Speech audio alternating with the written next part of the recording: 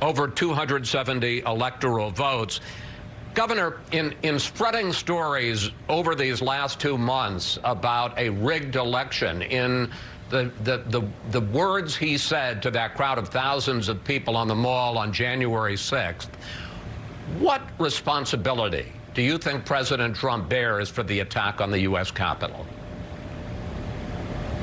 Well, he asked all the people to come to Washington for the rally, and then he used a very aggressive language in the rally itself, and he misled people as to, and his followers, as to what happened during the election, that it was stolen and that our checks and balances are not working.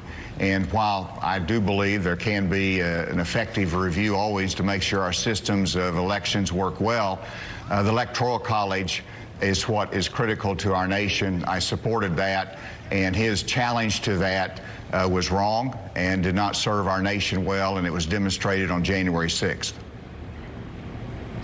So you had 3 terms in Congress, and in fact you served as an impeachment manager for the House in the Clinton impeachment in the late 90s. If you were in Congress now, would you have voted for the Trump impeachment? It certainly was much more consequential than the case against Bill Clinton. Very serious allegations.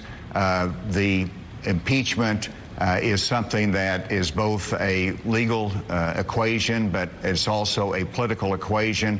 And I did not believe that with the remaining weeks that were left in President Trump's term that served our country well to go through the House impeachment.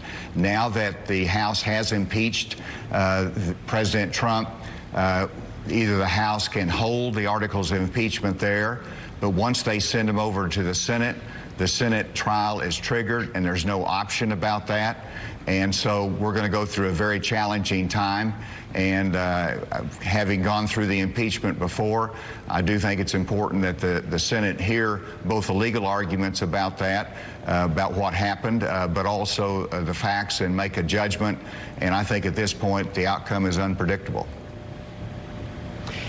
After the riot in the U.S. Capitol, you had this to say about President Trump: it's going to diminish that cult of personality, and I think it will help bring our party back to policy and conservatism.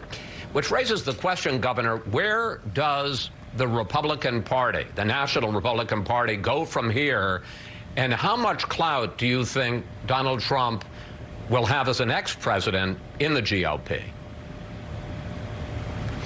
Well, it's a great question. And first of all, the GOP had a very successful election. Yes, we did not win the presidency, but at every other level, we had success and gained seats. So conservatism and the Republican Party is alive and well. Right now, we are fractured as a result of President Trump and how he has handled it, the post-election results, and challenged the Electoral College, and that has some division. But our party will come back together. We're going to have a tough 6 months or more coming up. We're going to have a lot of soul searching that's going to be done, and it's going to be a fair debate as the direction of the party, both in terms of Trump's influence over it, but it's also going to be about policy and trade and foreign policy and Biden's agenda. So I welcome that policy debate, and I think we ought to get back to the conservative principles that have made our party the majority party, and hopefully it will move away from that personality-driven that's led us to where we are right now under President Trump. Finally, Governor,